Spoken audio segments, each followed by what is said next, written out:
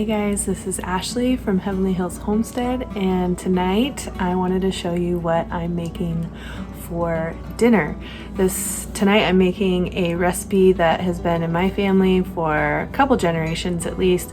I always loved this recipe growing up, and now that I'm an adult and cooking it for my family, I've made a few little twists along the way. So come along with me and I'll show you how to make the famous puffs recipe for dinner. So this is the recipe for puffs. I got it from my mom. It's a pretty simple recipe. It's very Hamburger Helper-esque, a little bit different, but basically you just need 1 pound of ground beef or ground red meat. I'm doing venison tonight. And you need a jar of pizza sauce, or I'm using tomato sauce and then just adding my own seasonings to it. You also need some green beans. The original recipe says canned green beans. I don't have any canned green beans, and I don't buy store-bought canned green beans, but I do have frozen green beans, so I'm using those, and I usually do use those. But if I had home canned green beans, I would use those. And you also need some garlic, some onion, some cheddar cheese, and then a drop biscuit mix. When I was growing up, we always used Bisquick, but in my household, I don't use Bisquick, so I just make my own drop biscuits. You can use any drop biscuit recipe you like. So let me show you how to make it. So here you can see I've got all my ingredients laid out. I've got my meat defrosted, my cheese set aside. I have my flour and baking powder that I'm going to make my drop biscuit mix with, and I'm just measuring that out.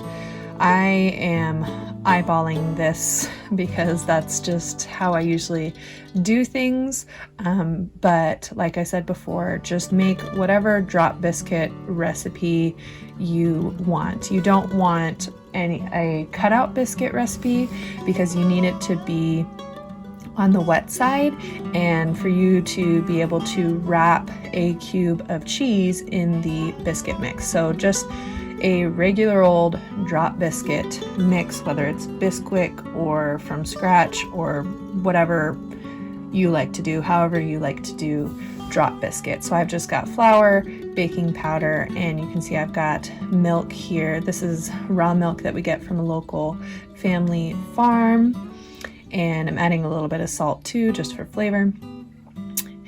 And I also have, you can see there, some garlic cloves and half of a large onion that is already diced up from a different recipe that I had made on a different night.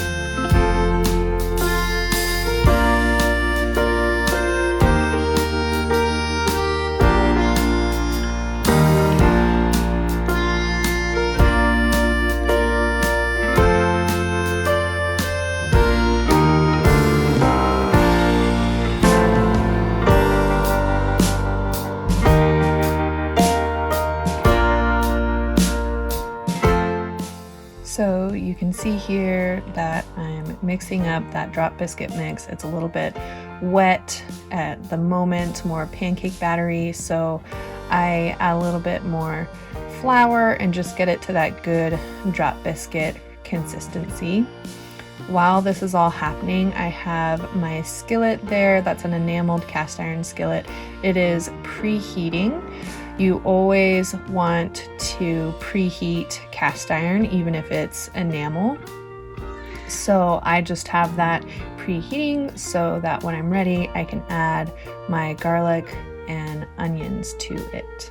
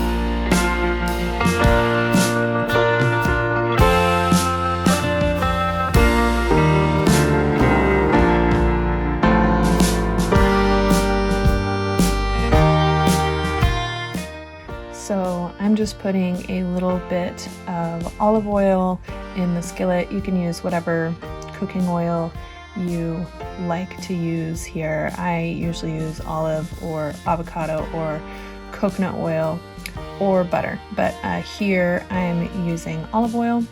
I'm just peeling my garlic, and then I'm going to put it in the garlic press.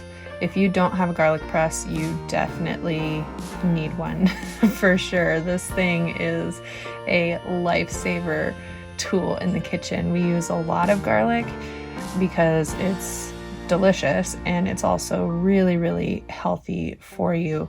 So having the garlic press saves me a lot of time because I'm not spending all that time mincing the garlic fine. I can just put it in the garlic press and it's good to go. So yeah, I've got my garlic peeled here, and then I just put the garlic inside. I'm putting the peels of the garlic in a little bowl. You can't see it here, but I keep a scrap bowl and I put any veggie scraps and kitchen scraps in there, so I can either put it in the compost or give it to my chickens. My chickens love kitchen scraps. So yeah, that's all I had to do to mince the garlic right there, was put it in there. And that is going, and I'm going to put my onions in there. Again, this is about half of a large yellow onion. I almost always get yellow onions because they're cheaper than all the other onions, and they're also more shelf stable. So it's just a fine dice there. It doesn't have to be perfect. And it was a great way to use leftover onion in this case, because I didn't need a whole onion the last time that I cooked with onion before this. So I'm just letting that cook down in the oil. And while that is going on, I'm going to prep my cheese cubes. This is sharp cheddar cheese. Oh yes, and I'm going to season with salt and pepper, of course, too. But that piece of cheese there, that is off of that huge 5-pound block of raw sharp cheddar cheese that I got from Azure Standard. If you watched my Azure Standard haul video, you saw that we got 2 giant blocks of raw cheese from them, and it is delicious. So I just took both of those blocks of cheese and I cut them up into more reasonable chunks and stuck them in the freezer. And whenever I need more, I just grab a chunk out and keep it in a bag in the fridge, and it works really well. So, and my cheese is still a little bit frozen here, so you can see I'm being a little bit cautious while cutting this cheese, keeping my fingers well away from the blade here, because I definitely don't want to cut myself.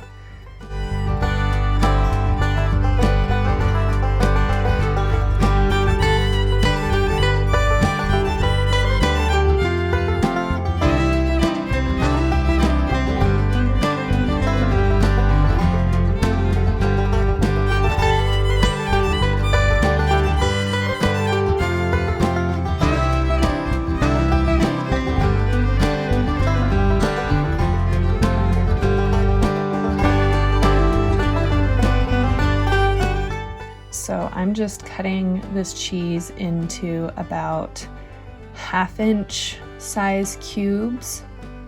You can really do this however you want.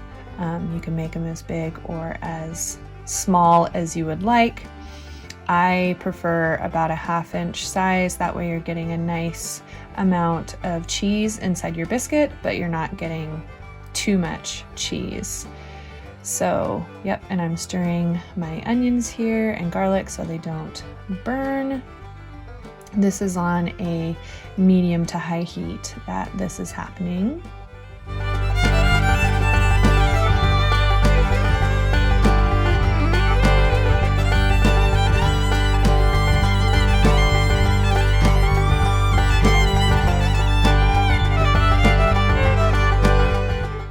Next, I have our ground venison. This is ground venison from one of the deer that we harvested this year off of our property. And we butcher all of that and process all of that at home by ourselves. It's actually surprisingly easy. And I just dumped that ground meat in there, and I'm going to brown that up.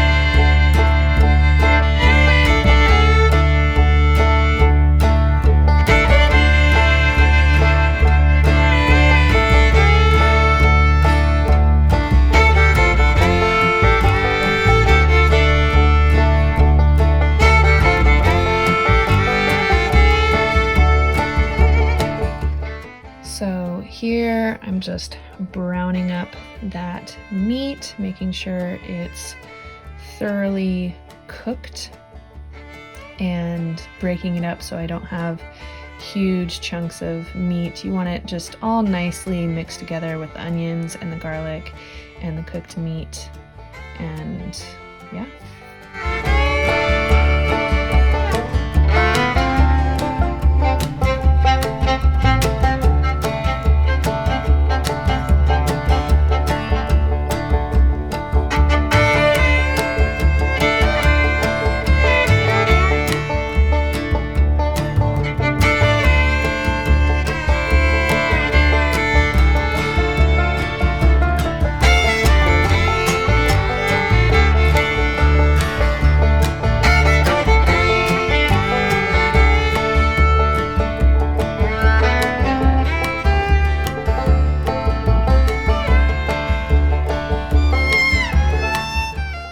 So once your meat is nicely browned, you add the pizza sauce, or in this case, I'm just using tomato sauce and then adding my own seasonings. I, at the time that I made this, had already used up all of the canned tomatoes that we had gotten from our own vegetable garden this last summer. So this is just a store-bought canned tomato sauce. And then stir that up until it's well combined. Makes a nice little saucy hamburger mixture there. And then I just add my own Italian seasoning blend. If you're not combining your own seasonings at home, this is actually a really easy thing to do, and it's a healthy thing to do too. A lot of the store-bought seasonings are not only more expensive, but they usually have some sort of random additives or sugars or stuff like that I don't care for those in my food. And then I'm just adding a little bit more salt. This that I have here, this is a pink Himalayan salt. We really love good quality mineral salts like pink Himalayan. And I'm just combining that.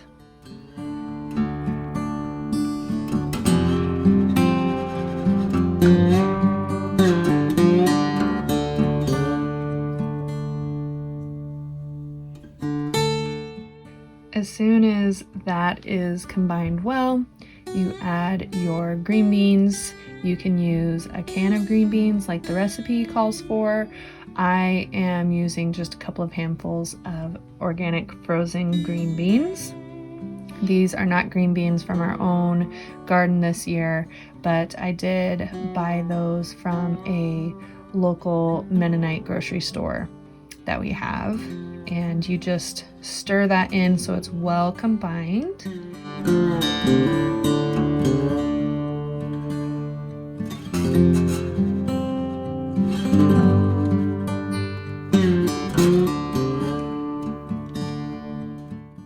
As soon as that is well combined, you want to kind of smooth out the surface of the ground meat and green bean mixture.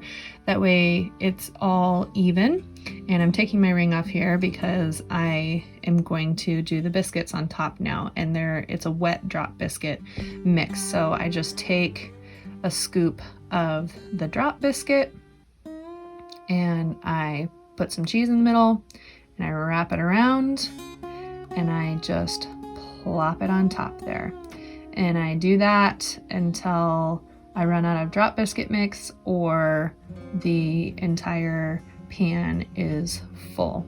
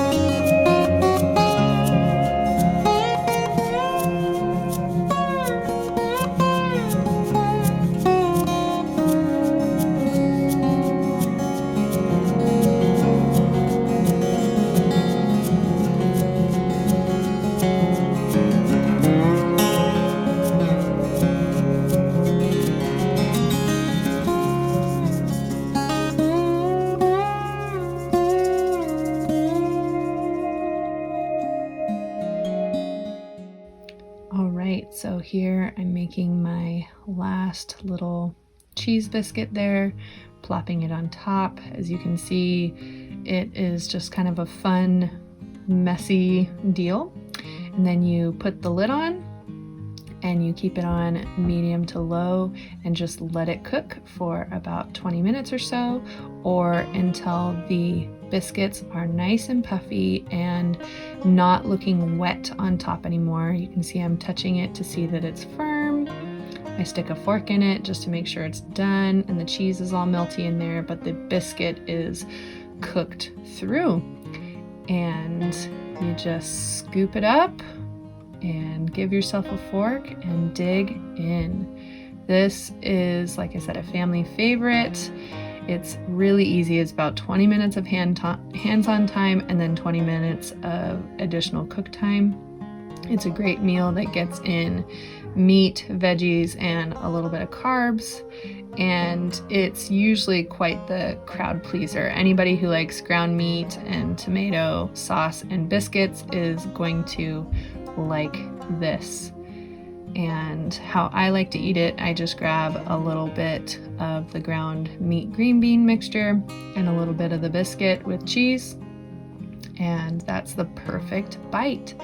So there you go, dig in. I hope you really enjoyed this video. If you did, please give me a like and a subscribe, and don't forget to comment below and let me know what kind of videos you want to see upcoming.